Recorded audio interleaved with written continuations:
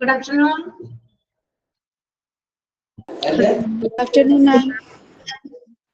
Good afternoon, ma'am. Good afternoon.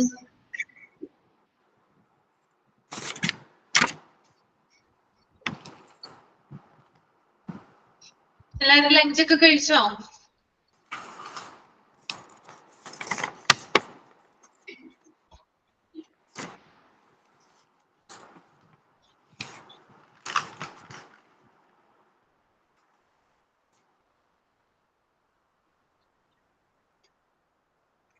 ഭക്ഷണം കഴിച്ചോ?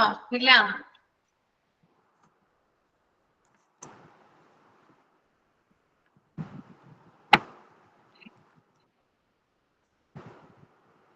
ആരും കഴിച്ചിട്ടില്ല. കഴിച്ചു. ഓക്കെ. മോക്ക് ടെസ്റ്റ് ചെയ്തായിരുന്നോ കഴിഞ്ഞ ക്ലാസ്സിലത്തെ? കിട്ടുന്നുണ്ടോ?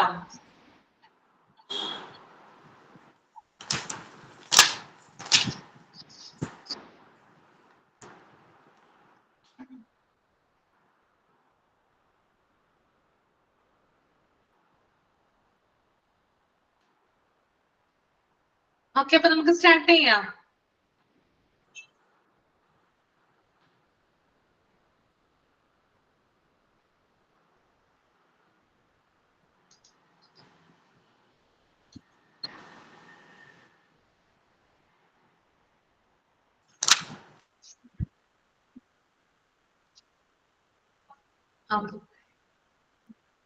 എല്ലാവർക്കും ഗുഡ് ആഫ്റ്റർനൂൺ കേട്ടോ. അപ്പൊ നമ്മൾ കഴിഞ്ഞ ക്ലാസ്സിലെ personnel management versus human resource മാനേജ്മെന്റിനെ കുറിച്ചിട്ടാണ് പറഞ്ഞത്. ആ ഒരു ടേബിൾ നമ്മൾ ഡിസ്കസ് ചെയ്തായിരുന്നു. ദെൻ ഇനി ഡെഫിനിഷൻ ആണ് അല്ലെ സ്റ്റാർട്ട് ചെയ്യാനുള്ളത്, അല്ലേ? ഡെഫിനിഷൻ അല്ലേ? ഓക്കെ, അപ്പൊ നമുക്ക് ഡെഫിനിഷൻ ഒന്ന് നോക്കാം. ഫസ്റ്റ് ഡെഫിനിഷൻ വരുന്നത് പേഴ്സണൽ മാനേജ്മെന്റിനെ കുറിച്ചിട്ടാണ് കേട്ടോ. Personal management is that stage of management which carries out the effective control and use of manpower or distinguished from other source of power. Okay. അതായത് പേഴ്സണൽ മാനേജ്മെന്റ് എന്ന് പറയുന്നത് മനുഷ്യ വിഭവത്തെ ശരിയായി നിയന്ത്രിക്കുകയും ഉപയോഗിക്കുകയും ചെയ്യുന്നതാണ്. ഓക്കെ, അപ്പൊ എന്താണ് പേഴ്സണൽ മാനേജ്മെന്റ്? ഹ്യൂമൻ റിസോഴ്സസിനെ ശരിയായിട്ട് നിയന്ത്രിക്കുകയും അതിനെ ഉപയോഗിക്കുകയും ചെയ്യുന്നതിനെയാണ് പേഴ്സണൽ മാനേജ്മെന്റ് എന്നതുകൊണ്ട് ഉദ്ദേശിക്കുന്നത്. അതാണ് ആദ്യത്തെ ഡെഫിനിഷൻ. ഒന്നുകൂടി പറയാം. പേഴ്സണൽ മാനേജ്മെന്റ് എന്ന് പറയുന്നത് മനുഷ്യ വിഭവത്തെ ശരിയായി നിയന്ത്രിക്കുകയും ശരിയായി ഉപയോഗിക്കുകയും ചെയ്യുന്നത്. ക്ലിയർ ആണോ? ഓക്കെ. ദെൻ സെക്കൻഡ് വൺ, ടെക്സ്റ്റിൽ എന്തെങ്കിലും ഈ ഒരു PDF-ൽ നിന്ന് എന്തെങ്കിലും കാര്യങ്ങൾ ടെക്സ്റ്റിൽ വ്യത്യാസം ഉണ്ടെങ്കിൽ എന്നോടൊന്ന് പറയണം കേട്ടോ. ഓക്കെ, പറയില്ലേ?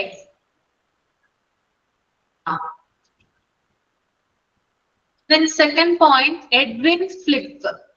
Edwin Flip എന്ന് പറയുന്ന തിയറിസ്റ്റ് ആണ് അദ്ദേഹം പറഞ്ഞിട്ടുള്ള ഒരു ഡെഫിനിഷൻ എന്താണെന്ന് നോക്കാം.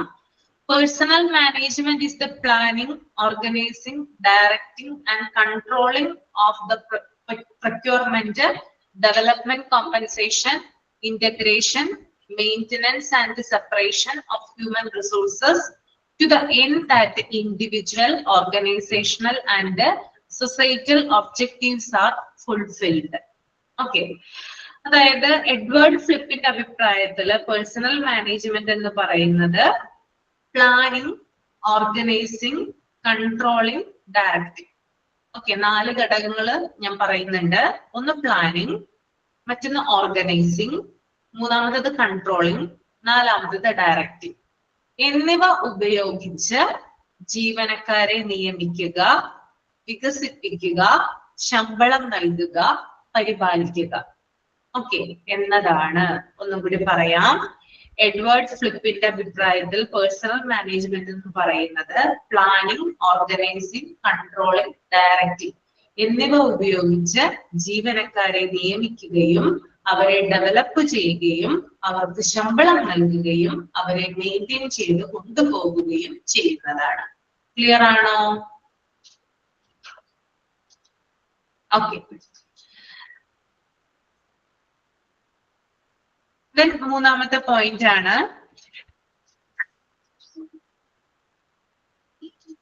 In the opinion of Stephen done.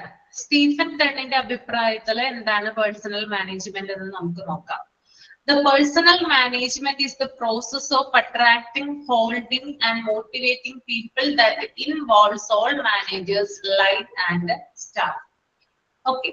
അതായത് സ്റ്റീഫൻ ഡൺ എന്ന് പറയുന്ന വ്യക്തിയുടെ അഭിപ്രായത്തിൽ എന്താണ് പേഴ്സണൽ മാനേജ്മെന്റ്? പേഴ്സണൽ മാനേജ്മെന്റ് എന്ന് പറയുന്നത് ഒരു പ്രോസസ് ആണ്. എങ്ങനത്തെയുള്ള പ്രോസസ് ആണ്, അല്ലെങ്കിൽ എന്ത് തരം പ്രോസസ് ആണ്? പ്രോസസ് ഓഫ് അട്രാക്ടിങ്, അതായത് ആളുകളെ ആകർഷിക്കുക, ആളുകളെ ആകർഷിക്കുക. ദെൻ അതുപോലെ തന്നെ ആളുകളെ ഹോൾഡ് ചെയ്യുക, ഓക്കെ, മെയിൻറ്റെയിൻ ചെയ്ത് നിലനിർത്തുക. ദെൻ മോട്ടിവേറ്റ് ചെയ്യുക, അവരെ പ്രചോദിപ്പിക്കുക. ഇതിനെയാണ് എന്ത് പറയുന്നേ? പേഴ്സണൽ മാനേജ്മെന്റ് എന്ന് പറയുന്നത്. ആരുടെ അഭിപ്രായത്തില്? സ്റ്റീഫൻ ഡണ്ണിന്റെ അഭിപ്രായത്തില്. അത് എല്ലാ തരത്തിലുള്ള ആളുകളും അതിനകത്ത് വിടും കേട്ടോ. All managers, line and staff. അതായത് ലൈൻ മാനേജർ എന്ന് പറയുന്നത് ഒരു ഓർഗനൈസേഷൻ ഡയറക്റ്റ് ആയിട്ട് കൺട്രോൾ ചെയ്യുകയും ഓർഗനൈസ് ചെയ്യുകയും ചെയ്യുന്ന വ്യക്തിയാണ് ആര്?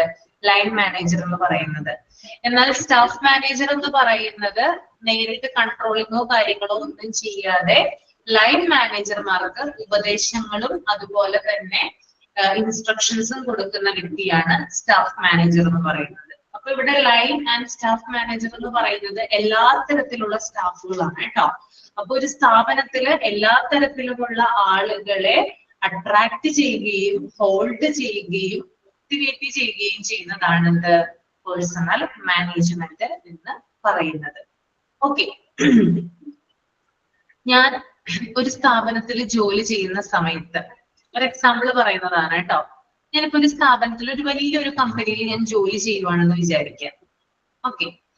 ആ സ്ഥാപനത്തിൽ ഞാൻ ജോലി ചെയ്യുന്ന സമയത്ത് അവിടുത്തെ പല വിധത്തിലുള്ള കാരണങ്ങൾ ആ ജോലി ചെയ്യാൻ വേണ്ടിയിട്ട് എന്നെ അട്രാക്ട് ചെയ്യുന്നുണ്ടാകാം. എന്തൊക്കെയായിരിക്കും അത് അട്രാക്ട് ചെയ്യുന്നത്? എന്തൊക്കെയാണ്? നമ്മൾ ഒരു ജോലിക്കായിട്ട് കയറുമ്പോ സാലറി അട്രാക്ട് ചെയ്യും അല്ലെ? പിന്നെ സാലറി മാത്രമാണോ? മറ്റു ബെനിഫിറ്റ്സുകൾ ഉണ്ടാവില്ലേ കമ്പനിക്ക് നൽകുന്ന?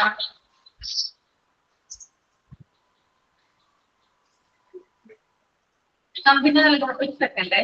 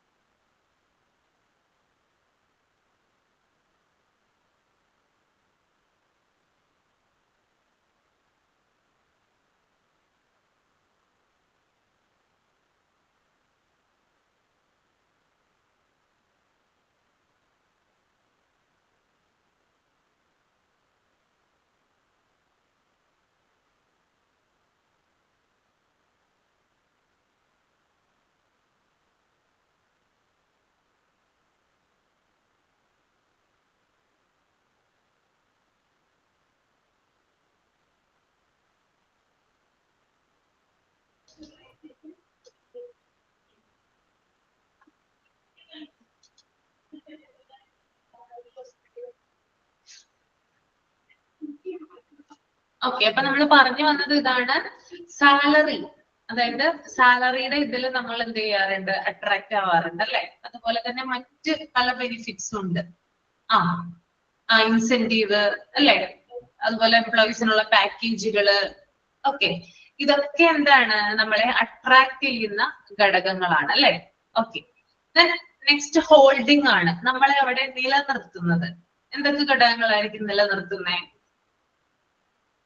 എന്തൊക്കെ കാര്യങ്ങളായിരിക്കും? ചിലപ്പോ മറ്റു കമ്പനികൾക്കൊന്നും ഇല്ലാത്ത ചില കാര്യങ്ങൾ ഈ ഒരു കമ്പനി നമുക്ക് തന്നേക്കാം അല്ലെ? നല്ലൊരു വർക്കിംഗ് എൻവയോൺമെന്റ് തന്നേക്കാം അല്ലെ? പിന്നെ നമുക്ക് കൺവീനിയന്റ് ആയിട്ടുള്ള ഒരു എന്താ പറയാ ജോബ് പ്ലേസ്, അതായത് നമ്മുടെ വീടിനൊക്കെ തൊട്ടടുത്തായിട്ടായിരിക്കും ചിലപ്പോൾ കമ്പനി ഉണ്ടാവുക. നമുക്ക് എളുപ്പത്തിൽ എന്ത് ചെയ്യാം, പോയി വരാവുന്നതാണ് അല്ലെ. ഓക്കെ, പിന്നെ ടൈം, അതായത് നമുക്ക് പറ്റുന്ന ടൈമിലായിരിക്കും നമുക്ക് ജോലി ഉണ്ടാവുക അല്ലെ, നമുക്ക് സ്യൂട്ടബിൾ ആയിട്ടുള്ള ഒരു ടൈം ആയിരിക്കും. വേറെ നമുക്ക് ഓവർ ആയിട്ടുള്ള ടെൻഷനോ കാര്യങ്ങളോ ഒന്നും തന്നെ അതിൽ നമ്മൾ കൊടുക്കേണ്ടത് ഉണ്ടാവില്ല. ഓക്കെ, അപ്പൊ അത്തരത്തിലുള്ള കാര്യങ്ങളാണ് നമ്മളെ അവിടെ ഹോൾഡ് ചെയ്ത് നിർത്തുന്നത്. ദെൻ മോട്ടിവേറ്റിംഗ്, എന്താണ് മോട്ടിവേറ്റ് ചെയ്യുന്ന എംപ്ലോയീസിനെ? അതായത് ഒരു സ്ഥാപനം ആകുമ്പോൾ ആ മാനേജ്മെന്റ് എന്ത് ചെയ്യും, അവിടെയുള്ള എംപ്ലോയീസിനെ പിടിച്ചു നിർത്താൻ വേണ്ടിയിട്ട് മാക്സിമം ട്രൈ ചെയ്യും അല്ലെ. അപ്പൊ അവർക്ക് എന്താ പറയാ, എന്തൊക്കെ കാര്യങ്ങൾ അവരോട് പറയാ, പല കാര്യങ്ങൾ അവരോട് പറയില്ലേ. നിങ്ങൾ നന്നായിട്ട് വർക്ക് ചെയ്യുന്നവരാണ്, നിങ്ങളുടെ ഇപ്രാവശ്യത്തെ പ്രൊജക്ട് നന്നായിരുന്നു, എല്ലാവരും അപ്രീഷിയേറ്റ് ചെയ്തു, പിന്നെ മറ്റുള്ളവരുടെ മുമ്പില് അവരെ ആദരിക്കുക, അങ്ങനെയുള്ള കാര്യങ്ങളൊക്കെ ചെയ്യും അല്ലെ. അപ്പൊ ഇത്തരത്തിലുള്ള കാര്യങ്ങളൊക്കെ എന്ത് ചെയ്യും, എംപ്ലോയീസിന്റെ ഒരു മോട്ടിവേഷൻ ആണ്, അവർക്ക് വീണ്ടും ആ ജോലി ചെയ്യാനുള്ള ഒരു ത്വര ഉണ്ടാക്കുന്നതാണ് ഇതൊക്കെ. അപ്പൊ ഇത്തരത്തിലുള്ള ഘടകങ്ങൾ അത് എല്ലാത്തരം സ്റ്റാഫുകളെയും ഉൾക്കൊള്ളിച്ചുകൊണ്ടാണ് ഇങ്ങനെ ചെയ്യുന്നത്. അപ്പോ ഇതാണ് പേഴ്സണൽ മാനേജ്മെന്റ് എന്നാണ് സ്റ്റീഫൻ ഹണ്ടിന്റെ അഭിപ്രായം. ക്ലിയർ ആണോ? ഓക്കെ അല്ലേ? ഇവിടെ താഴെ കൊടുത്തിട്ടുണ്ട് ഓരോന്നിന്റെയും ഇത്, അതായത് ഞാൻ ഈ പറഞ്ഞ കാര്യങ്ങൾ തന്നെ താഴെ എക്സ്പ്ലെയിൻ ചെയ്ത് കൊടുത്തിട്ടുണ്ട്. അട്രാക്ടിങ് പീപ്പിൾ, എങ്ങനെയാണ് ആളുകളെ അട്രാക്ട് ചെയ്യുക? By offering suitable monetary and non monetary reward അല്ലെ, പണമായിട്ടും പണമല്ലാതെയുമുള്ള റിവാർഡുകൾ കൊടുക്കുക അല്ലെ. റിവാർഡ് എന്ന് പറയുമ്പോൾ നമുക്ക് പണം മാത്രമല്ല, മറ്റു പല കാര്യങ്ങളൊക്കെ അതിനകത്ത് വരുന്നുണ്ട് അല്ലെ. നമ്മളെ അംഗീകരിക്കുന്നത്, നമ്മളെ ആദരിക്കുന്നത് അല്ലെ, നമ്മുടെ മറ്റുള്ളവരുടെ മുമ്പിൽ പുകഴ്ത്തി പറയുന്നത്, ഇതൊക്കെ നോൺ മോണിറ്ററി റിവാർഡിൽ വരുന്നതാണ് കേട്ടോ. ഓക്കെ, അപ്പൊ നമ്മൾ ആ സ്ഥാപനത്തിൽ നിൽക്കാനായിട്ട് കൂടുതലായിട്ട് ഇൻട്രസ്റ്റ് കാണിക്കും, അങ്ങനെയല്ലേ? ശരിയാണോ ഞാൻ പറയുന്നേ? ഒരു 50,000 രൂപ സാലറി ഉണ്ടെന്ന് വിചാരിക്കാം, എന്തായാലും നമ്മൾ ആ സ്ഥാപനത്തിൽ നിൽക്കും. പക്ഷെ അത് മാത്രമല്ലല്ലോ, 50,000 രൂപയിൽ പുറമെ നമ്മൾക്ക് അവിടെ നിന്ന് അംഗീകാരങ്ങൾ കിട്ടുന്നുണ്ടോ, നമ്മൾക്ക് അവിടെ വാല്യൂ ഉണ്ടോ എന്നുള്ള കാര്യങ്ങൾ നമ്മൾ ശ്രദ്ധിക്കാറുണ്ട് അല്ലെ. അപ്പൊ എന്തായാലും നമ്മൾ എന്ത് ചെയ്യും, ആ സ്ഥാപനത്തിൽ ജോലി ചെയ്യും. ഓക്കെ, നെക്സ്റ്റ് വൺ,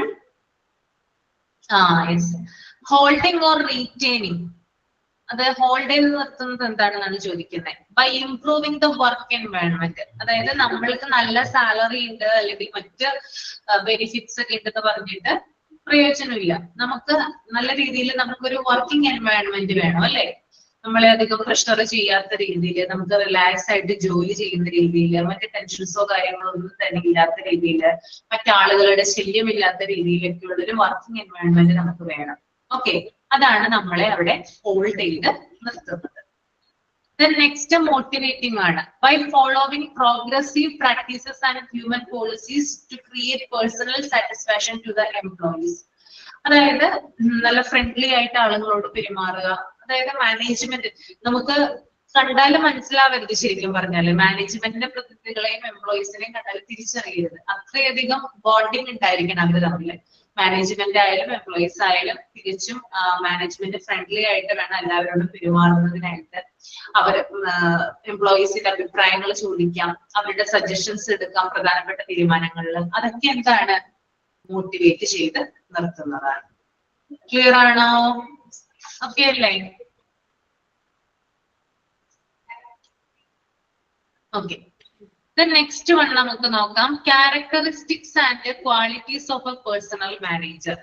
ഒരു പേഴ്സണൽ മാനേജറുടെ ക്വാളിറ്റീസ് എന്തൊക്കെയാണ്, അതുപോലെ തന്നെ അയാളുടെ സ്വഭാവ സവിശേഷതകൾ, എന്തൊക്കെ കാര്യങ്ങളാണ് അദ്ദേഹം ചെയ്യേണ്ടതെന്ന് നമുക്കൊന്ന് നോക്കാം. First point, personal manager must be A specialist in organisation theory and likely to be an effective advisor to top management in organizational matters as well as being able to organize his own department. അതായത് ഒരു personal manager എന്ന് പറയുന്നത് അദ്ദേഹം ജോലി ചെയ്യുന്ന ഓർഗനൈസേഷനെ കുറിച്ച് അല്ലെങ്കിൽ അദ്ദേഹം ജോലി ചെയ്യുന്ന സ്ഥാപനത്തിന്റെ തിയറിയെ കുറിച്ച് വിദഗ്ധനായിട്ടുള്ള വ്യക്തിയായിരിക്കണം, അറിവുണ്ടായിരിക്കണം. ആ സ്ഥാപനം എന്തിനു വേണ്ടിയിട്ടാണ് പ്രവർത്തിക്കുന്നത്, എന്തൊക്കെയാണ് ആ സ്ഥാപനത്തിന്റെ ലക്ഷ്യങ്ങൾ, അത് മുന്നോട്ട് വെക്കുന്ന പോളിസികൾ എന്തൊക്കെയാണ്, ഇതിനെക്കുറിച്ച് വ്യക്തമായിട്ടുള്ള അറിവുള്ള വ്യക്തിയായിരിക്കണം ആര്, പേഴ്സണൽ മാനേജർ എന്ന് പറയുന്നത്. അതുപോലെ തന്നെ ആ സ്ഥാപനത്തിലെ മേധാവികളുണ്ട് അല്ലെ, ഓക്കെ, ഹയർ പൊസിഷനിൽ ഇരിക്കുന്ന ആളുകളുണ്ട്, മാനേജ്മെന്റ് ഉണ്ട് അല്ലെ, അവർക്ക് ഉപദേശം കൊടുക്കുന്ന ആളായിരിക്കണം. ഒരു അഡ്വൈസർ ആയിട്ടും കൂടി ആര് പ്രവർത്തിക്കണം? പേഴ്സണൽ മാനേജർ പ്രവർത്തിക്കണം. ഓക്കെ, അപ്പൊ സ്ഥാപനത്തിന്റെ തിയറിയെ കുറിച്ച് അറിവുള്ള വ്യക്തിയായിരിക്കണം. മാത്രമല്ല അവിടെയുള്ള ടോപ്പ് മാനേജ്മെന്റിന് ഉപദേശങ്ങൾ നൽകുന്ന വ്യക്തി കൂടിയായിരിക്കണം ആര്? Personal manager. രണ്ടാമത്തെ point, he should be real expertise in personal administration, knowledge of relevant laws, procedures and techniques. അതുപോലെ തന്നെ ഈ പേഴ്സണൽ മാനേജർ എന്ന് പറയുന്ന വ്യക്തിക്ക് പേഴ്സണൽ അഡ്മിനിസ്ട്രേഷനെ കുറിച്ച് അറിവുണ്ടായിരിക്കണം. അതായത് ജീവനക്കാരുമായി ബന്ധപ്പെട്ടിട്ടുള്ള നിയമങ്ങള്, നടപടികള് എന്നിവയെ കുറിച്ച് അറിവുള്ള വ്യക്തിയായിരിക്കണം. ഓക്കെ, എംപ്ലോയീസിന്റെ ലോസ് എന്തൊക്കെയാണ്, നടപടിക്രമങ്ങൾ എന്തൊക്കെയാണ്, ടെക്നിക്സുകൾ എന്തൊക്കെയാണ്, ഇതിനെ കുറിച്ച് വ്യക്തമായിട്ട് അറിവ് വേണം. Then മൂന്നാമത്തെ point, he should have an ample knowledge of behavioral sciences. അതായത് പെരുമാറ്റ ശാസ്ത്രത്തെ കുറിച്ച് അറിവുള്ള വ്യക്തിയായിരിക്കണം. അതായത് നമുക്കറിയാം, ഞാൻ കഴിഞ്ഞ ക്ലാസ്സിൽ പറഞ്ഞിട്ടുണ്ടായിരുന്നു, ഒരു ജോലി സ്ഥലത്ത് ഉള്ള വ്യക്തികൾ തമ്മിൽ ഡിഫറെന്റ് ആണ് അല്ലെ. ഒരേപോലെയുള്ള ആളുകളല്ല ഒരു ജോലി സ്ഥലത്തുള്ളത്, പല സ്വഭാവങ്ങളുള്ള ആളുകളാണ് ഒരു ജോലിക്കായിട്ട് എത്തുന്നത് അല്ലെ. അപ്പൊ ഓരോരുത്തരുടെയും സ്വഭാവം, അവരുടെ പെരുമാറ്റത്തെ കുറിച്ച് വ്യക്തമായിട്ടുള്ളൊരു ധാരണ അല്ലെങ്കിൽ അറിവ് പേഴ്സണൽ മാനേജർക്ക് ഉണ്ടായിരിക്കണം. Then നാലാമത്തെ point, he must have an acute sense of social justice and be fully appreciative of the rights and interest of the men and women at work as well as of the economic necessities of management. അതുപോലെ തന്നെ സാമൂഹ്യമായിട്ടുള്ള നീതിയോടുള്ള ബോധവും തൊഴിലാളികളുടെ അവകാശങ്ങളും ഇത്തരത്തിലുള്ള അറിവുകൾ ഉണ്ടായിരിക്കണം. Okay, അതായത് social justice, സാമൂഹ്യ നീതി എന്താണ്, തൊഴിലാളികൾക്ക് എത്തരത്തിലുള്ള സാമൂഹ്യ നീതിയാണ് കൊടുക്കേണ്ടത്. അതുപോലെ തന്നെ ഓരോ ജോലി സ്ഥലത്തും വർക്ക് ചെയ്യുന്ന പുരുഷന്മാരുടെയും സ്ത്രീകളുടെയും താല്പര്യങ്ങൾ എന്താണ്, അതുപോലെ തന്നെ അവർക്ക് സാമ്പത്തികപരമായിട്ടുള്ള ആവശ്യങ്ങൾ ഉണ്ടെങ്കിൽ അതെന്താണ്, ഇത്തരത്തിലുള്ള കാര്യങ്ങളൊക്കെ അറിയാവുന്ന വ്യക്തിയായിരിക്കണം ആര്? പേഴ്സണൽ മാനേജർ എന്ന് പറയുന്നത്.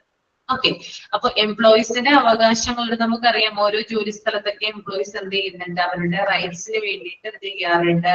കുറെ കാര്യങ്ങൾ അല്ലെ പൊരുതാറുണ്ടെന്ന് നമുക്ക് വേണമെങ്കിൽ പറയാം. അപ്പോ എന്താ പറയാ, മാനേജ്മെന്റിന്റെ ഭാഗത്ത് നിന്നാണ് പേഴ്സണൽ മാനേജർ പ്രവർത്തിക്കുന്നതെങ്കിൽ കൂടി തൊഴിലാളികളുടെ ഇൻട്രസ്റ്റ് എന്താണ്, അവരുടെ റൈറ്റ്സ് എന്താണ്, അവർക്ക് എന്തൊക്കെ കാര്യങ്ങൾ കൊടുക്കാം, എന്തൊക്കെയാണ് അവരുടെ അവകാശങ്ങൾ എന്നതിനെ കുറിച്ച് തീർത്തും വ്യക്തമായിട്ടുള്ള ഒരു കാഴ്ചപ്പാടുണ്ടായിരിക്കും. The next one, he should be capable of creative thinking.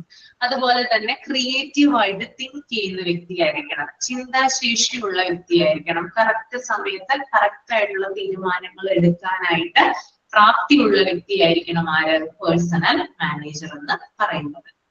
Then next, he should have knowledge in problem solving techniques. അതായത് ഓർഗനൈസേഷനിലെ എംപ്ലോയീസിനിടയിൽ എന്തെങ്കിലും പ്രോബ്ലംസോ പ്രശ്നങ്ങളോ എന്തെങ്കിലും ഉണ്ടെങ്കിൽ അത് ഉടനെ തന്നെ പരിഹരിക്കുന്ന രീതിയിൽ പ്രോബ്ലം സോൾവിംഗ് ടെക്നിക്സ് ഉപയോഗിക്കുന്ന വ്യക്തിയായിരിക്കണം ആര്? Personal manager. Then he should be capable of leadership. നല്ല നേതൃത്വ ഗുണമുള്ള ആളായിരിക്കണം. നേതാവായിട്ട് നിന്നുകൊണ്ട് എല്ലാ കാര്യങ്ങളും ചെയ്യാൻ പറ്റുന്ന വ്യക്തിയായിരിക്കണം ആര്? Personal manager. The next one, he should be of a friendly, tactful and approachable nature. എംപ്ലോയീസിനോട് ഫ്രണ്ട്ലി ആയിട്ട് പെരുമാറുന്ന ആളായിരിക്കണം. അതുപോലെ തന്നെ മറ്റുള്ള ആളുകൾക്ക് പെട്ടെന്ന് തന്നെ ഇടപഴകാൻ കഴിയുന്ന, അതായത് പേടിച്ചൊന്നും നിൽക്കാതെ വളരെ ഫ്രണ്ട്ലി ആയിട്ട് അല്ലെങ്കിൽ വളരെ ക്ലോസ്ലി ആയിട്ട് ഇടപഴകാൻ പറ്റുന്ന ഒരു വ്യക്തിയായിരിക്കണം ആര്? ഈ ഒരു personal manager. Then next, he should have initiative and decision making ability. അതുപോലെ തന്നെ തീരുമാനങ്ങൾ എടുക്കാനുള്ള കഴിവ്, ഓക്കെ, മുൻകൈ എടുക്കാനുള്ള കഴിവ്, ഇത്തരത്തിലുള്ള ഗുണങ്ങളൊക്കെ പേഴ്സണൽ മാനേജർക്ക് ഉണ്ടായിരിക്കണം. Then next, he should be able to generate trust among his colleagues. അതുപോലെ തന്നെ കൂടെ പ്രവർത്തിക്കുന്ന കൊളീഗ്സ് അല്ലെങ്കിൽ സഹപ്രവർത്തകരുടെ വിശ്വാസം നേടിയെടുക്കാനുള്ള കഴിവുണ്ടായിരിക്കണം അല്ലെ. അതായത് കൂടെ ജോലി ചെയ്യുന്ന ആള് ഈ പേഴ്സണൽ മാനേജറോട് എന്തെങ്കിലും പറയണം എന്നുണ്ടെങ്കിൽ അദ്ദേഹത്തിന് വിശ്വാസം വേണം അല്ലെ. അത്തരത്തിലെ എംപ്ലോയീസിന്റെ ഇടയിൽ ഈ പേഴ്സണൽ മാനേജർ എന്ത് ചെയ്യണം? വിശ്വാസം ക്രിയേറ്റ് ചെയ്തെടുക്കണം. Then he should be ready to cooperate with the subordinates in times of difficulty. അതുപോലെ തന്നെ സബോർഡിനേറ്റ്സിന് ബുദ്ധിമുട്ടുള്ള സമയത്ത് അവരുമായിട്ട് പ്രവർത്തിക്കണം. ജോലി ചെയ്യുന്ന ആളുകൾ ഉണ്ടല്ലോ, കൂടെ ജോലി ചെയ്യുന്ന അല്ലെങ്കിൽ സബോർഡിനേറ്റ് ആയിട്ടുള്ള ആളുകൾക്ക് എന്തെങ്കിലും ബുദ്ധിമുട്ടുള്ള സാഹചര്യങ്ങൾ വന്നു കഴിഞ്ഞാൽ ആ സമയത്ത് അവരുമായിട്ട് സഹകരിക്കാനായിട്ട് തയ്യാറാകണം. The last one, he should be prompt enough to give them the feedback in their handling of personal matters whenever necessary in the interest of functioning of the organization and establish the personal policies of the organization. അതായത് സ്ഥാപനത്തിന്റെ നല്ല പ്രവർത്തന ആവശ്യമുള്ള സമയത്ത് feedback കൊടുക്കണം. Okay, അതായത് സ്ഥാപനത്തിന്റെ, അതായത് വ്യക്തികൾക്കായാലും ഇൻഡിവിജ്വലിനായാലും, അതായത് ഓരോ വ്യക്തികളുടെ ഇൻട്രസ്റ്റ് അനുസരിച്ചിട്ടായാലും അല്ലെങ്കിൽ ഓർഗനൈസേഷന്റെ ഇൻട്രസ്റ്റ് അനുസരിച്ചിട്ടായാലും ഫീഡ്ബാക്ക് കൊടുക്കുക എന്നുള്ളത് പേഴ്സണൽ മാനേജറുടെ ഡ്യൂട്ടിയാണ്. ഓക്കെ ആണോ? ക്ലിയർ ആണോ? ഓക്കെ, നെക്സ്റ്റ് ആ ടേബിൾ ഒന്ന് നിങ്ങളൊന്ന് റീഡ് ചെയ്തോളൂ കേട്ടോ. നെക്സ്റ്റ് പേജ് ഒന്ന് റീഡ് ചെയ്തോളൂ.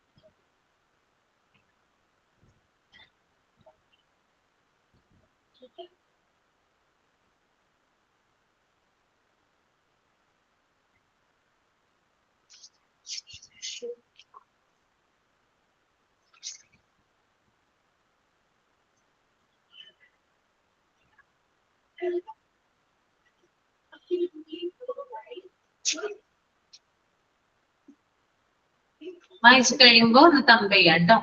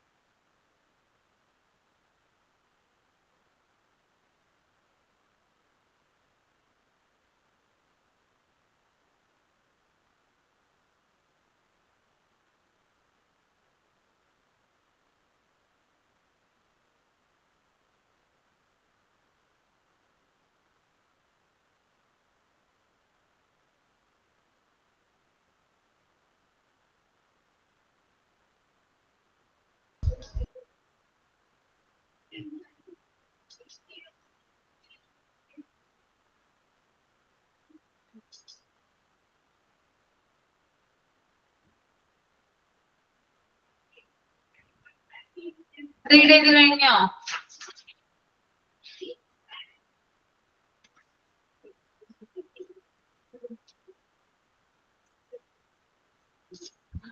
Okay,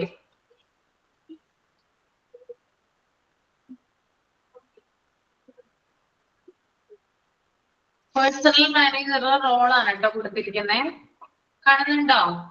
ടെക്സ്റ്റിലെ role of a personal എന്നാണോ കൊടുത്തിരിക്കുന്നത്? മാനേജറിനുണ്ടോ ടെക്സ്റ്റ് ബുക്കില്?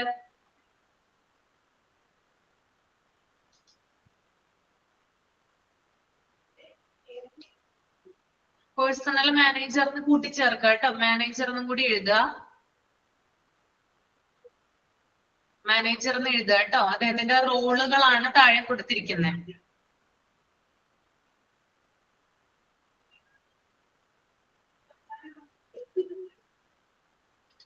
എഴുതിയോ? Role of a personal manager.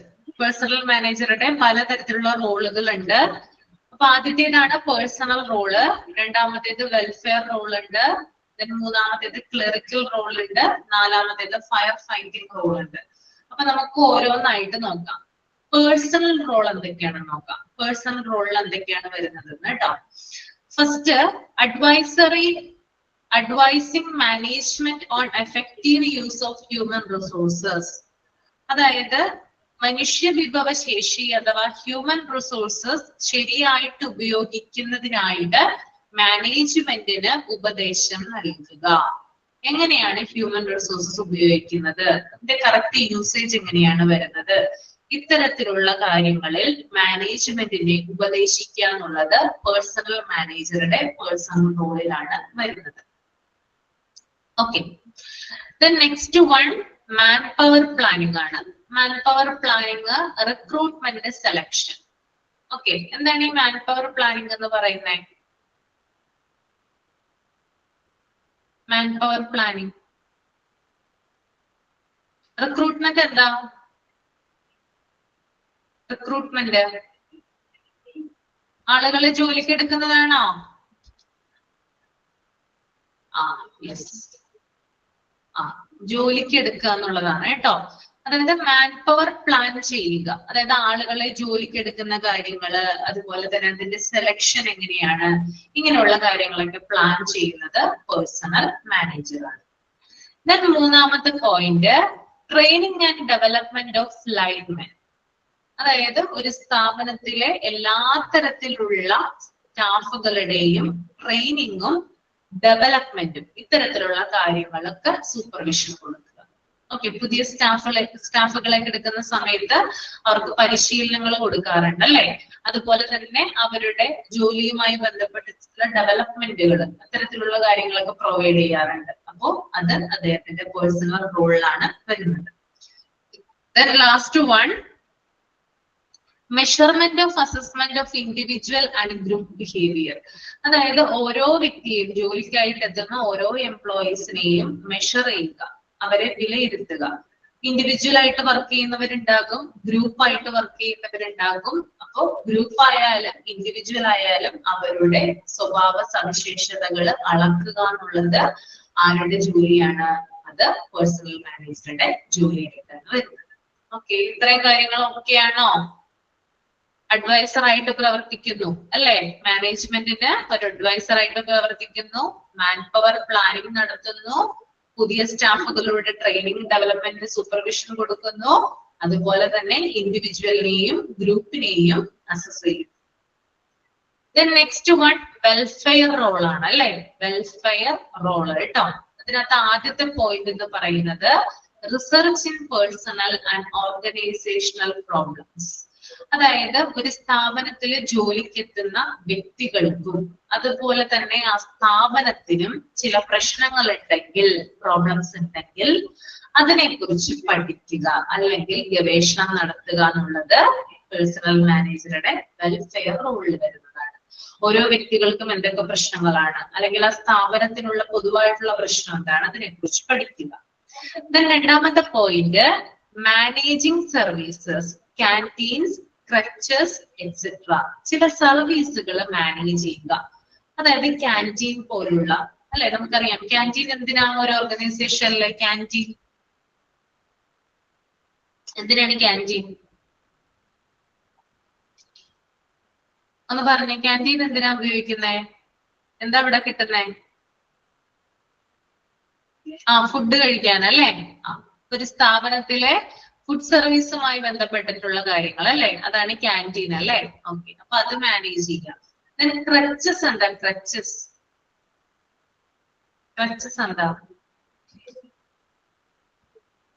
Idea ഉണ്ടോ? ക്രച്ചസ്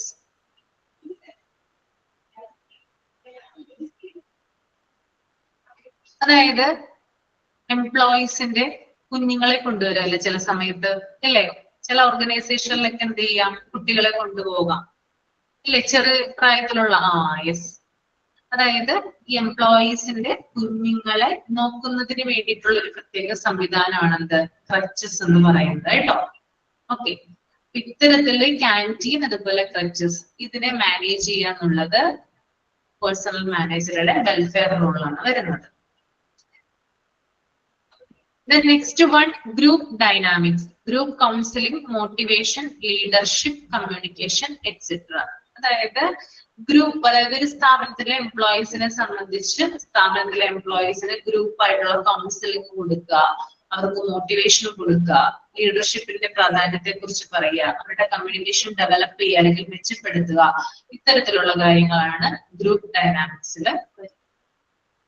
ഓക്കെ, ക്ലിയർ ആണോ വെൽഫെയർ റോൾ?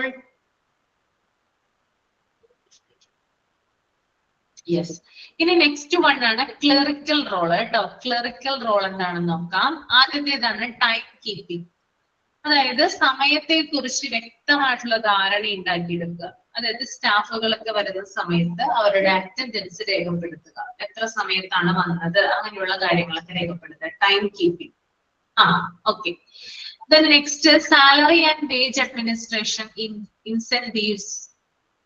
ഓക്കെ, അതായത് തൊഴിലാളികളുടെ ശമ്പളം എത്രയാണ്, അതുപോലെ തന്നെ ഇപ്പോ ഡെയിലി വേജസിന് ജോലി ചെയ്യുന്നവരുണ്ടാകാം, അല്ലെങ്കിൽ സാലറീഡ് ആയിട്ടുള്ള പേഴ്സൺസ് ഉണ്ടാകാം. അപ്പൊ അവരെ കുറിച്ച് അല്ലെങ്കിൽ എത്രയാണ് സാലറി അല്ലെങ്കിൽ എത്രയാണ് വേജ് എന്നുള്ളത് കൃത്യമായ ധാരണ ഉണ്ടാക്കുക. പിന്നെ ഇൻസെന്റീവുകൾ കൊടുക്കുന്നുണ്ടെങ്കിൽ അതിന്റെ ഒരു ഏകദേശം ഒരു ധാരണ ഉണ്ടാക്കുക. ഇതൊക്കെയാണ് ക്ലറിക്കൽ റോളിൽ വരുന്നത് കേട്ടോ. എല്ലാ കാര്യങ്ങളും പേഴ്സണൽ മാനേജർ അറിഞ്ഞിരിക്കും. എത്രയാണ് ഒരു ജോലിക്കാരന്റെ ശമ്പളം, അതിന്റെ ഇൻസെന്റീവ് എത്രയാണ്, എന്നുള്ള കാര്യങ്ങളൊക്കെ പേഴ്സണൽ മാനേജർക്ക് അറിയാനായിട്ട് സാധിക്കും. അടുത്ത പോയിന്റ് ആണ് മെയിൻ്റനൻസ് ഓഫ് റെക്കോർഡ്. അതായത് ഒരു ഹോസ്പിറ്റൽ ആകുമ്പോൾ അല്ലെങ്കിൽ ഒരു സ്ഥാപനമാകുമ്പോൾ നമുക്കറിയാം പലതരത്തിലുള്ള റെക്കോർഡുകൾ ഉണ്ടാവും. ആ റെക്കോർഡുകൾ മെയിൻറ്റെയിൻ ചെയ്യേണ്ടത് പേഴ്സണൽ മാനേജറാണ്. Then next, human engineering, man machine relationship. എന്താണ്? അതായത് ഹ്യൂമൻ എഞ്ചിനീയറിംഗ് എന്ന് പറഞ്ഞാല് മനുഷ്യനും യന്ത്രവും തമ്മിലുള്ള ബന്ധമാണ്. അതായത് ഒരു മെഷീൻ എങ്ങനെയാണ് പ്രവർത്തിപ്പിക്കേണ്ടത്, അതിന്റെ പ്രവർത്തന രീതി എന്താണ്, എന്തൊക്കെ ഡിഫിക്കൽട്ടീസ് ആണ് അതിനകത്തുള്ളത്, അങ്ങനെയാണ് അത് പഠിച്ചെടുക്കേണ്ടത്, ഇങ്ങനെയുള്ള കാര്യങ്ങളൊക്കെയാണ് ഹ്യൂമൻ എഞ്ചിനീയറിംഗ് എന്ന് പറയുന്നത് കേട്ടോ. ഓക്കെ, യന്ത്രത്തെ കുറിച്ച് ഒരു മനുഷ്യനെ എങ്ങനെ മനസ്സിലാക്കിയെടുക്കാം, അതിന്റെ പ്രവർത്തന രീതി എങ്ങനെയാണ് യന്ത്രം പ്രവർത്തിപ്പിക്കേണ്ടത്, ഇത്തരത്തിലുള്ള കാര്യങ്ങൾ. ഓക്കെ, അപ്പൊ അതിന്റെ ഒരു ഗൈഡൻസ് ആര് കൊടുക്കുന്നതാണ്? പേഴ്സണൽ മാനേജർ കൊടുക്കുന്നതാണ്. Next one, fire fighting legal role ആണ് കേട്ടോ. പേരിൽ തന്നെ ഉണ്ട് ഫയർ ഫൈറ്റിംഗ് ലീഗൽ റോൾ. ആദ്യത്തേത് ഗ്രിവൻസ് ഹാൻഡിൽ. ഓക്കെ, എന്താണ്? അതായത് തർക്കങ്ങളോ അല്ലെങ്കിൽ എന്തെങ്കിലും പ്രശ്നങ്ങളോ ഒക്കെ ഉണ്ടെങ്കിൽ അത് പരിഹരിക്കുക എന്നുള്ളതാണ് കേട്ടോ. ഓക്കെ, രണ്ടാമത്തത് സെറ്റിൽമെന്റ് ഓഫ് ഡിസ്പ്യൂട്ട്സ്. അതായത് തർക്കങ്ങൾ ഉണ്ടെങ്കിൽ അത് സെറ്റിൽ ചെയ്യുക. അപ്പൊ മാനേജ്മെന്റും എംപ്ലോയീസും തമ്മിൽ പലതരത്തിലുള്ള പ്രശ്നങ്ങൾ ഉണ്ടാവും അല്ലെ, അപ്പൊ അത് പരിഹരിക്കുക എന്നുള്ളത് പേഴ്സണൽ മാനേജറുടെ ഡ്യൂട്ടി ആയിട്ടാണ് വരുന്നത്. Then handling disciplinary actions, അതായത് ഡിസിപ്ലിനുമായി ബന്ധപ്പെട്ട് അല്ലെങ്കിൽ അച്ചടക്ക നടപടികളോ അങ്ങനെ എന്തെങ്കിലും കാര്യങ്ങളൊക്കെ ഉണ്ടാവുകയാണെങ്കിൽ, അതായത് പ്രോപ്പർ ആയിട്ട് ഡിസിപ്ലിൻ മെയിൻറ്റെയിൻ ചെയ്യാതിരിക്കുക, എന്തെങ്കിലും തെറ്റുകൾ ചെയ്യുക, ഇങ്ങനെയുള്ള കാര്യങ്ങളൊക്കെ ചെയ്യുവാണെങ്കിൽ ഉടനെ തന്നെ അതിന്മേലുള്ള നടപടികൾ, ആക്ഷൻസ് എടുക്കുക എന്നുള്ളത് പേഴ്സണൽ മാനേജറുടെ ലീഗൽ ഫൈറ്റ് റോളിൽ വരുന്നതാണ് കേട്ടോ. Then last one, collective bargaining. Collective bargaining എന്ന് പറഞ്ഞാൽ എന്താണ് ഉദ്ദേശിക്കുന്നത്? കളക്റ്റീവ് ബാർഗെയിനിങ് എന്താ? കളക്റ്റീവ് ബാർഗെയിനിങ് ഒന്ന് കമന്റ് ചെയ്യാമോ?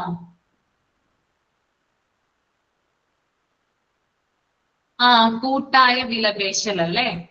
ഓക്കെ, അതായത് ഇപ്പോ ഒരു സ്ഥാപനത്തിൽ വർക്ക് ചെയ്യുന്ന എംപ്ലോയീസിന് അവർക്ക് വേണ്ട അധികാരങ്ങളോ അവകാശങ്ങളോ ഒക്കെ കിട്ടിയില്ലെങ്കിൽ എന്ത് ചെയ്യാം? മാനേജ്മെന്റിനോട് ബാർഗെയിൻ ചെയ്യാം അല്ലെ. അപ്പൊ അതിന്റെ ഒരു പ്രതിനിധിയായിട്ട് ആര് പ്രവർത്തിക്കുന്നുണ്ട്? പേഴ്സണൽ മാനേജർ പ്രവർത്തിക്കുന്നുണ്ട്. എംപ്ലോയീസിന് എന്തെങ്കിലും പ്രശ്നങ്ങൾ ഉണ്ടെങ്കിൽ നേരിട്ട് എന്ത് ചെയ്യാം? പേഴ്സണൽ മാനേജറോട് വന്ന് സംസാരിക്കാം. അവര് അത് മാനേജ്മെന്റിന്റെ മുന്നിൽ അവതരിപ്പിക്കും. എംപ്ലോയീസിന് വേണ്ടിയിട്ട് എന്ത് ചെയ്യുന്നു പേഴ്സണൽ മാനേജർ? ബാർഗെയിൻ ചെയ്യുന്നു. ദാറ്റ് ഈസ് കണ്ടക്ട് ചെയ്യുന്നു ബാർഗെയിൻ.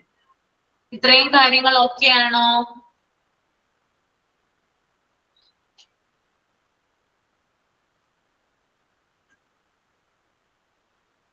പരാതി പരിഹാരം എന്നാണ് കേട്ടോ. ഗ്രീവിയൻസ്, പരാതി പരിഹാരം. ഓക്കെ, ഇനി നമുക്ക് അടുത്തത് നോക്കാം.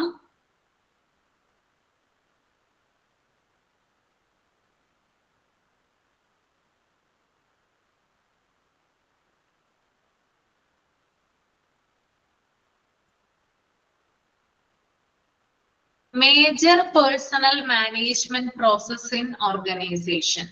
കാണുന്നുണ്ടോ? അതൊന്ന് റീഡ് ചെയ്യൂട്ടോ നിങ്ങള്. 16th പേജും 17th പേജും ഒന്ന് റീഡ് ചെയ്യാം. ഓക്കെ ആണോ? റീഡ് ചെയ്തോളൂ കേട്ടോ.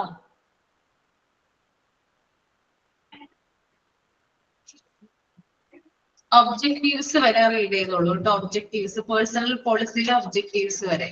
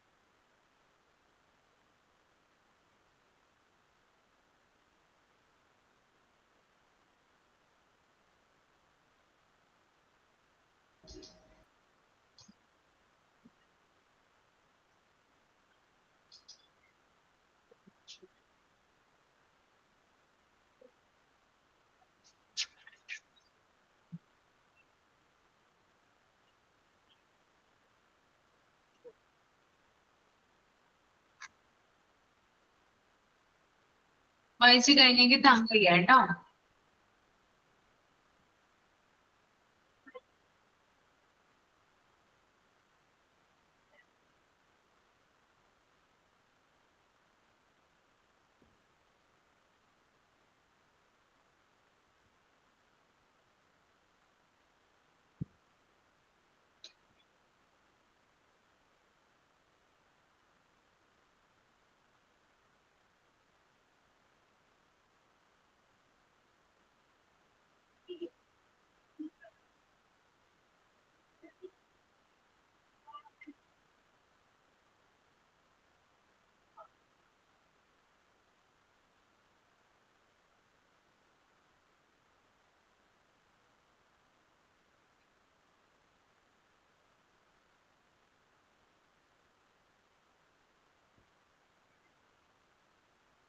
ഓക്കെ, ഇപ്പൊ major personnel management process in organisation നമുക്ക് നോക്കാം.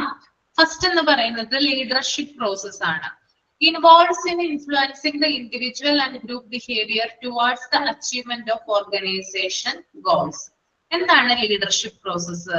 അതായത് വ്യക്തികളെയും ഗ്രൂപ്പിനെയും സ്ഥാപന ലക്ഷ്യങ്ങളിലേക്ക് നയിക്കുക.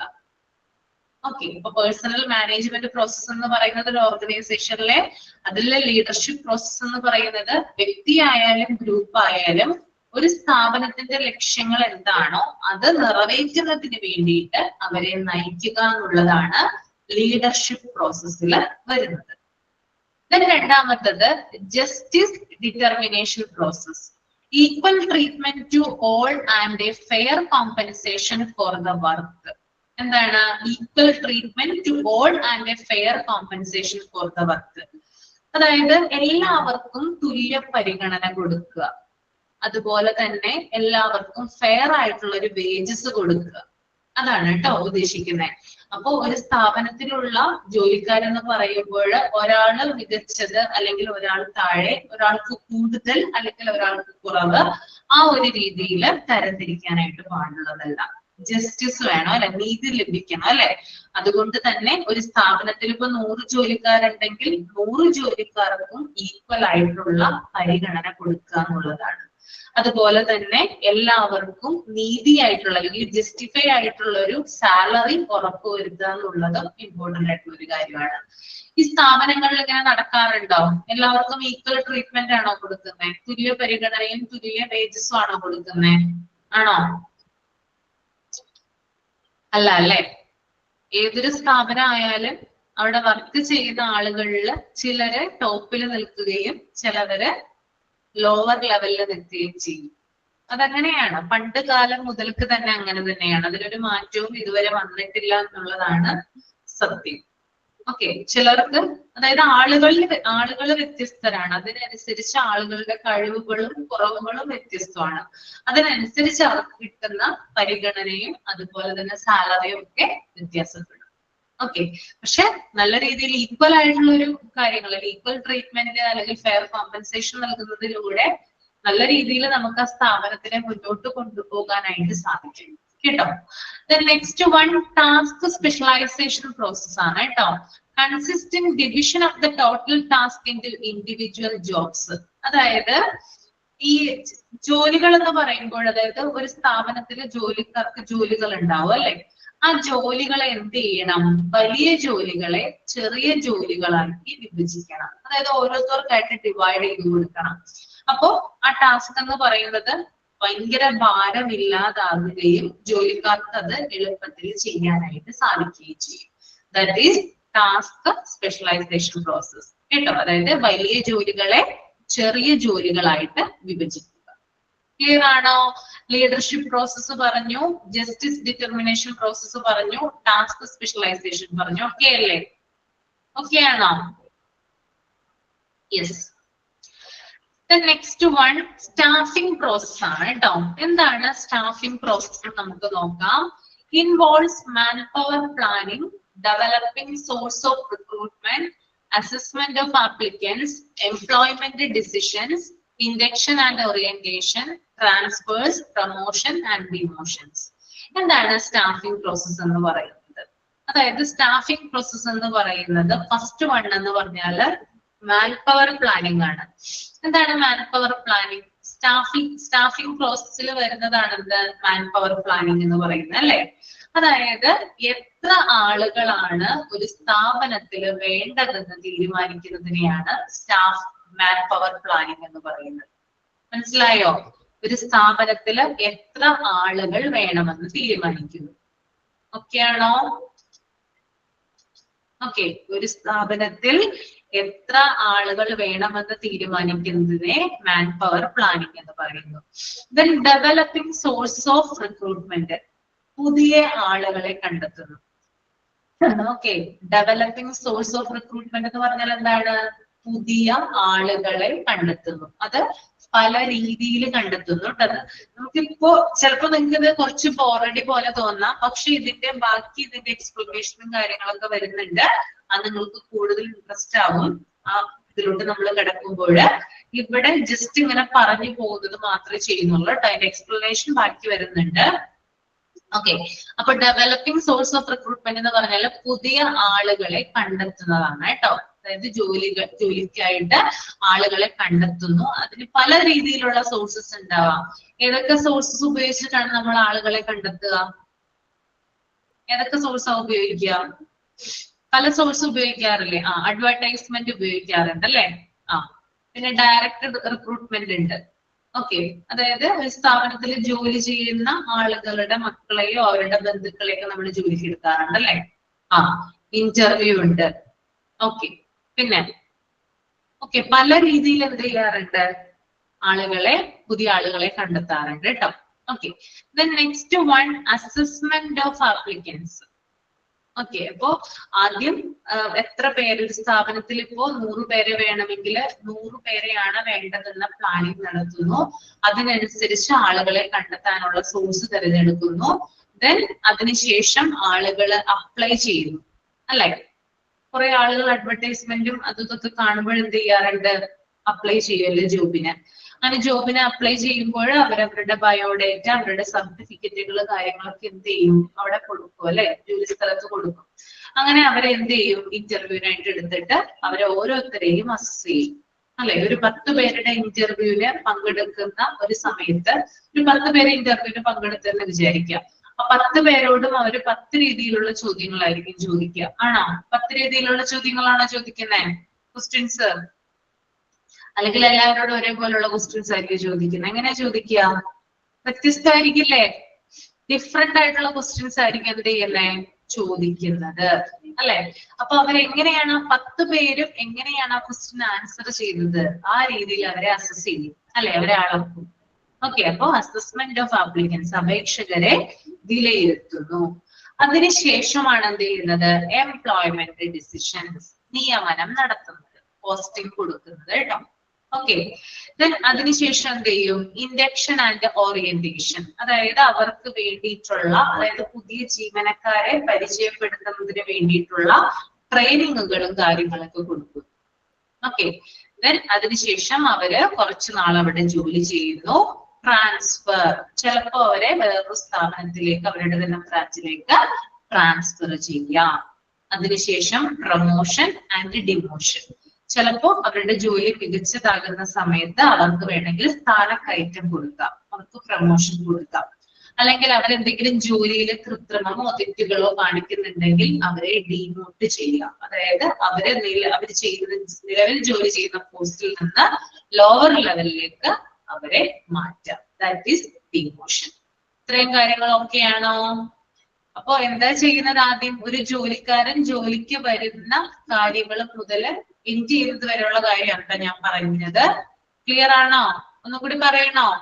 ആദ്യം തന്നെ എന്താ ചെയ്യുന്നേ? ഒരു സ്ഥാപനം ആദ്യം ചെയ്യുന്നത് മാൻ പവർ പ്ലാനിംഗ് ആണ്. അതായത് ആ സ്ഥാപനത്തില് ആ സ്ഥാപനം പ്രവർത്തിക്കുന്നതിന് വേണ്ടിയിട്ട് എത്ര ജോലിക്കാരെ ആവശ്യമാണെന്ന് തീരുമാനിക്കും.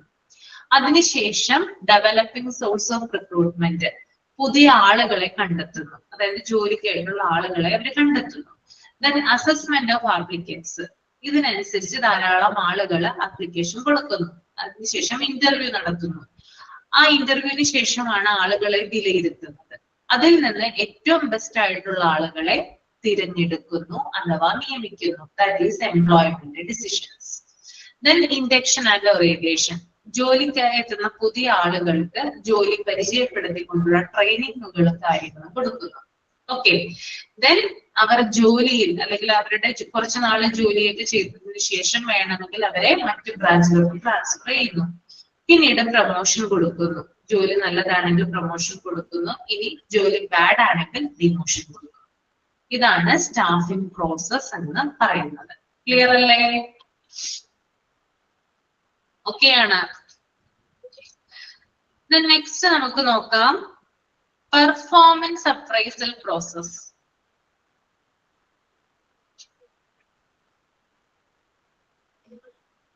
എന്താണ് പെർഫോമൻസ് അപ്രൈസൽ പ്രോസസ് എന്ന് നോക്കാം. Related with constant evaluation of the employers work so that when necessary promotion, pay raises, transfers, training, etc. may be given. അതായത് ജോലിക്കെത്തുന്ന ജീവനക്കാരുടെ അവരെ നിരന്തരം അല്ലെങ്കിൽ സ്ഥിരമായിട്ട് ഇവാലുവേറ്റ് ചെയ്യുന്ന പ്രക്രിയയാണ് എന്ന് പറയുന്നത് പെർഫോമൻസ് അപ്രൈസൽ പ്രോസസ് എന്ന് പറയുന്നത്. അതായത് കുറെ അധികം സ്റ്റെപ്പുകൾക്ക് ശേഷമാണ് ഒരു ജോലിക്കാരനെ എടുക്കുന്നത് അല്ലെ. ജോലിക്കാരനെ എടുത്താൽ മാത്രമല്ല അദ്ദേഹത്തെ എന്ത് ചെയ്യണം, എപ്പോഴും ഇവാലുവേറ്റ് ചെയ്യണം. അദ്ദേഹത്തിന്റെ ജോലി എപ്പോഴും സുപ്പീരിയേഴ്സ് ഒബ്സർവ് ചെയ്യണം അല്ലെ. ഓക്കെ, അപ്പോ ജോലിക്കായിട്ട് എത്തുന്ന എംപ്ലോയിയുടെ ജോലി സ്ഥിരമായിട്ട് വിലയിരുത്തുന്ന അല്ലെങ്കിൽ ഇവാലുവേറ്റ് ചെയ്യുന്ന പ്രോസസ്സിനെയാണ് പെർഫോമൻസ് അപ്രൈസൽ പ്രോസസ് എന്ന് പറയുന്നത്. ഇതിന്റെ അടിസ്ഥാനത്തിലാണ് ഒരു എംപ്ലോയിക്ക് പ്രൊമോഷൻ കൊടുക്കുന്നതും സാലറി അല്ലെങ്കിൽ പേ റൈസസ്, അതായത് സാലറിയിൽ ഇൻക്രിമെന്റ് വരുത്തുന്നതും ട്രാൻസ്ഫർ കൊടുക്കുന്നതും ട്രെയിനിങ്ങുകൾ കൊടുക്കുന്നത്. ഓക്കെ, ഇപ്പൊ ഞാനിവിടെ ജോലി ചെയ്യുന്നുണ്ട് അല്ലെ, കുറെ നാളുകളായി ഞാനിവിടെ ജോലി ചെയ്യുന്നു. അപ്പൊ എന്നെ ഒബ്സർവ് ചെയ്യാനായിട്ട് ടോപ്പ് മാനേജ്മെന്റ് ഉണ്ട്. എന്റെ ഓരോ ദിവസത്തെയും പെർഫോമൻസ് എന്ത് ചെയ്യുന്നുണ്ട്, അവരളക്കുന്നുണ്ട്, ഇവാലുവേറ്റ് ചെയ്യുന്നുണ്ട്. അപ്പോ ഞാൻ എന്റെ ജോലിയിൽ നല്ല രീതിയിൽ ഒരു ആത്മാർത്ഥത കാണിച്ച് നല്ല രീതിയിൽ ക്ലാസ് എടുക്കുവാണെങ്കിൽ എന്തൊക്കെ കിട്ടും എനിക്ക്? അതാണ് ഞാനിപ്പോ പറഞ്ഞത്. എന്തൊക്കെയാ കിട്ടുക? വേണമെങ്കിൽ പ്രൊമോഷൻ ലഭിക്കാം അല്ലെ, കുറച്ചും കൂടി അപ്ഗ്രേഡഡ് ആയിട്ടുള്ള ഒരു പോസ്റ്റിലേക്ക് എന്നെ മാറ്റാം. ഓക്കെ, അതുപോലെ തന്നെ എന്റെ സാലറി ഇൻക്രിമെന്റ് വരുത്താം. എനിക്ക് ഇപ്പൊ തരുന്ന സാലറിനേക്കാളും കൂടുതൽ സാലറി എനിക്ക് കിട്ടാം അല്ലെ. ട്രാൻസ്ഫർ ചെയ്യാം, വേണമെങ്കിൽ മറ്റു ബ്രാഞ്ചുകളിലേക്ക് അല്ലെങ്കിൽ മറ്റ് സ്ഥാപനങ്ങളിലേക്ക് എന്ത് ചെയ്യാം, ട്രാൻസ്ഫർ ചെയ്യാം അല്ലെ. പിന്നെ കുറച്ചും കൂടി അല്ലെങ്കിൽ ഏതെങ്കിലും ഒരു കാര്യം എന്നെ ഏൽപ്പിക്കുന്നതിന് മുമ്പായിട്ട് എനിക്ക് വേണമെങ്കിൽ ട്രെയിനിങ് തരാം അതുമായി ബന്ധപ്പെട്ടിട്ട്. ഓക്കെ, അപ്പൊ ഇത്തരത്തിലുള്ള കാര്യങ്ങളെ പെർഫോമൻസ് അപ്രൈസൽ പ്രോസസ് എന്നാണ് പറയുന്നത്. ക്ലിയർ അല്ലേ?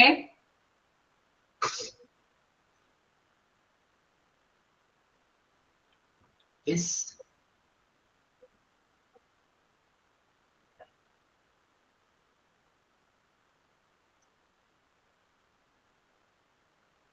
ഓക്കെ, അപ്പൊ നമുക്ക് ഇത്രയും വരെ എടുത്താൽ മതി. എന്തെങ്കിലും ഡൗട്ട് ഉണ്ടെങ്കിൽ ചോദിച്ചോളൂ കേട്ടോ.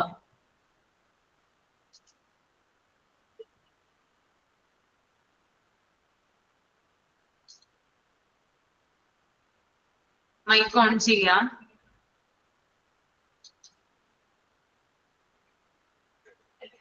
ഹരിത കേറിയിട്ടില്ല ഇപ്പോ? കഴിഞ്ഞ ക്ലാസ്സിൽ ഉണ്ടായിരുന്നോ ഹരിത? കഴിഞ്ഞ ദിവസം ഞാൻ കയറിയായിരുന്നു, പക്ഷെ എനിക്ക് ഫോൺ കംപ്ലൈന്റ് ആയതുകൊണ്ട് കയറാൻ പറ്റിയില്ല.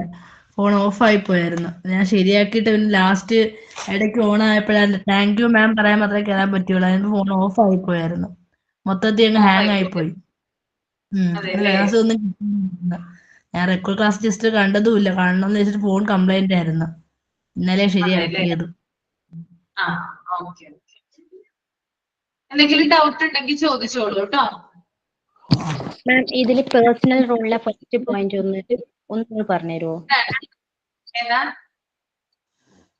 പേഴ്സണൽ റോളിന്റെ first advising and management on effectiveness use of human resource.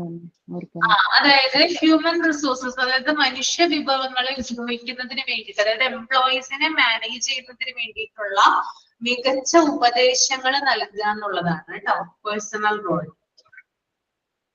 Okay, അതായത് മാനേജ്മെന്റിനോട് എന്ത് ചെയ്യണം, അതായത് എങ്ങനെയാണ് എംപ്ലോയീസിനെ നല്ല രീതിയിൽ എഫക്റ്റീവ് ആയിട്ട് ഉപയോഗിക്കേണ്ടത്, അവരെ എങ്ങനെയൊക്കെ ആ കമ്പനിയിൽ അല്ലെങ്കിൽ സ്ഥാപനത്തിൽ നിർത്താനായിട്ട് സാധിക്കും എന്നതിനെ കുറിച്ചിട്ടുള്ള അഡ്വൈസ് കൊടുക്കുക മാനേജ്മെന്റിന്.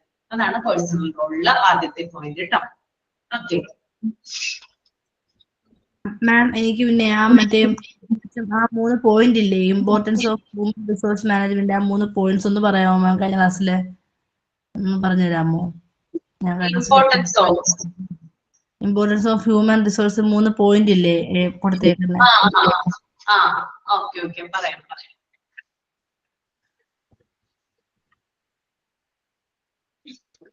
അതിനകത്ത് ഫസ്റ്റ് വൺ സോഷ്യൽ സിഗ്നിഫിക്കൻസ് ആണ് കേട്ടോ. Proper management of personnel increase their dignity by satisfying their social needs. അതായത് ശരിയായ രീതിയിൽ എംപ്ലോയീസിനെ മാനേജ് ചെയ്താൽ അവർക്ക് അതിനനുസരിച്ചിട്ടുള്ള എന്താ പറയാ ഡിഗ്നിറ്റി അല്ലെങ്കിൽ അവരുടെ സോഷ്യൽ നീഡ് അല്ലെങ്കിൽ ബഹുമാനം എന്നിവയൊക്കെ കിട്ടുന്നതാണെന്നാണ് സോഷ്യൽ സിഗ്നിഫിക്കൻസിൽ പറയുന്നത്.